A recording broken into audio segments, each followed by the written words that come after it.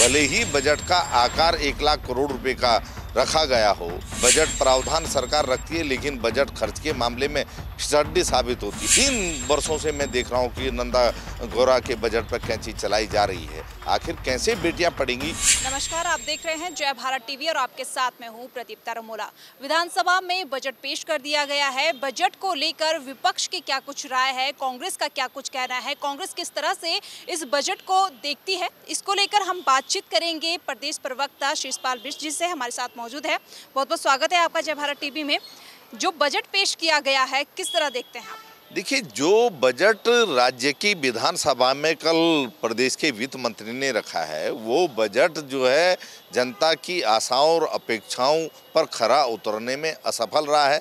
भले ही बजट का आकार 1 लाख करोड़ रुपए का रखा गया हो, ये तो हम पिछले वर्षों में भी देख रहे हैं कि बजट प्रावधान सरकार रखती है, लेकिन बजट खर्च के मामले में फिसड्डी साबित होती है, उसमें संतुलन नहीं बना पाती, जिस कारण जो है धरातल पर जो है जो घोषणाएं सरकार करती है वो उतर नहीं पाती हैं। और इस बार भी जो है कागजी बजट ज़रूर पेश हुआ है, लेकिन बेरोजगारों को रोजगार कैसे मिलेगा, पहाड़ से पलायन कैसे रुकेगा, बेटियों को कैसे सुरक्षा मिलेगी, कैसे परंपरागत खेती का विकास होगा, इस ओर ध्यान ही नहीं दिया गया है। और इसके उलट आप देखिए, सरकार एक ओर कहती है कि बेटी बचाओ बेटी पढ़ाओ, और नंदा गौरा योजना का बजट आपने जो है घटा करके बहुत कम कर दिया गया है। और ये लगातार 3 वर्षों से मैं देख रहा हूँ कि नंदा गौरा के बजट पर कैंची चलाई जा रही है। आखिर कैसे बेटियां पढ़ेंगी, कैसे बेटियां बढ़ेंगी? और दूसरा, आप देखिए, गैरसैंण के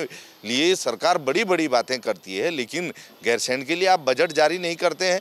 अगर बजट जारी भी होता तो ऊँट के मुँह में जीरे के समान है।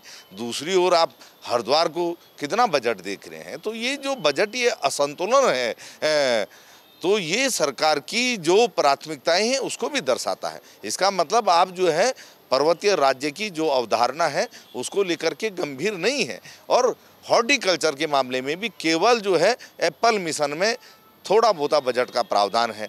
बाकी आप देखिए कि कैसे जो है राज्य के युवाओं को इस क्षेत्र में रोजगार मिलेगा, उसमें भी जो है बजट कुछ कहता हुआ नज़र नहीं आ रहा। कुल मिलाकर के ये बजट जो है हमारे नौजवानों की आशाओं पर खरा उतरने में विफल रहा है, मातृशक्ति की आशाओं पर खरा उतरने में विफल रहा है, और राज्य के लोगों को इस बजट ने निराश किया। एक तरफ देखा जाए तो बजट सत्र गैरसैंण में नहीं करवाया जा रहा है, कुछ ना कुछ बहाने कहें या कुछ कहें, देहरादून में बजट सत्र करवाया जा रहा है। दूसरी तरफ जिस तरह से गैरसैंण के लिए बजट पेश किया गया है, क्या लगता है विकास हो पाएगा गैरसैंण में?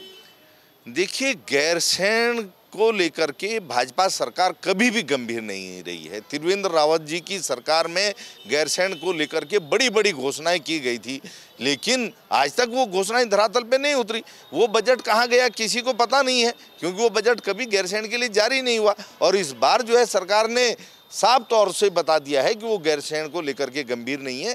केवल 20 करोड़ रुपए जो है गैरसैंण के लिए आपने रखे हैं, तो ये तो राज्य के लोगों के जो जख्म है उस पर नमक छिड़कने के जैसा है, क्योंकि गैरसैंण से राज्य की जनभावना जुड़ी हुई है, राज्य की आस्था जुड़ी हुई है, और गैरसैंण की ऐसी उपेक्षा कोई बर्दाश्त नहीं कर सकता। वहाँ पर एक एसडीएम की नियुक्ति भी तब होती है जब वहाँ पर जो है जनप्रतिनिधियों को आंदोलन करना पड़ता है।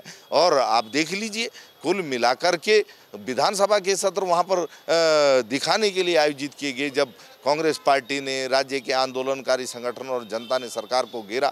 और इस बार बजट सत्र की वहाँ पर पहले घोषणा भी की गई थी कि मुख्यमंत्री जी द्वारा कि गैरसैंण में आयोजित किया जाएगा, लेकिन ऐन मौके पर सरकार मुकर गई और देहरादून में बजट सत्र आयोजित किया जा रहा है। इससे साफ है कि सरकार पहाड़ नहीं चढ़ना चाहती है, सरकार को गैरसैंण में ठंड लगती है।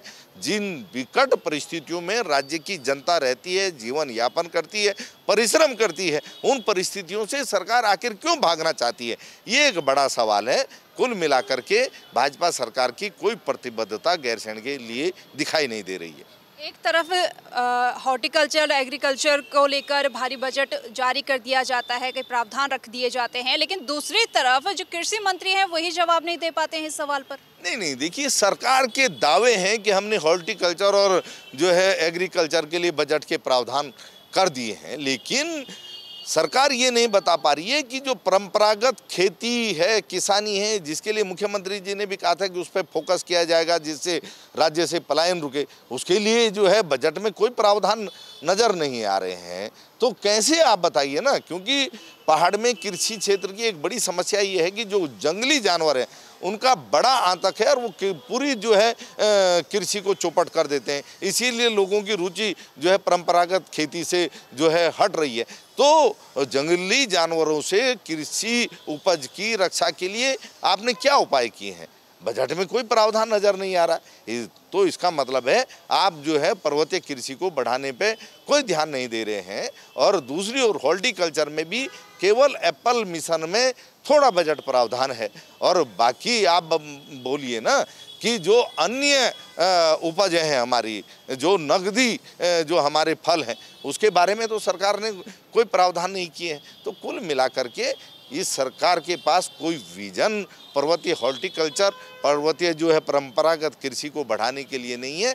केवल जो है एक कागजी खाका तैयार किया गया है और उसमें भी कृषि मंत्री जो है जो ज़मीनी सतही सवाल पूछे जा रहे हैं उसका जवाब नहीं दे पा रहे हैं। इसका मतलब जो है सरकार की तैयारियां अधूरी हैं। तो हमारे साथ मौजूद थे प्रदेश प्रवक्ता शिषपाल बिष्ट जी, जिन्होंने बजट को लेकर कई सारी बातें कही हैं। उनके अनुसार बजट जो है खास नहीं है क्योंकि इसमें रोजगार की बात नहीं की गई है और हॉर्टिकल्चर, एग्रीकल्चर जिसको लेकर सरकार तमाम वादे करती है कि आर्थिकी बढ़ेगी, प्रदेश को मजबूती मिलेगी। दूसरी तरफ गैरसैंण जिसके विकास को लेकर भी सरकार हमेशा बातचीत करती आ रही है। गैरसैंण के लिए जारी किए गए बजट को लेकर भी विपक्ष सवाल उठा रहा है। कैमरा पर्सन मयूर उपाध्याय के साथ प्रदीप तरमोला, जय भारत टीवी।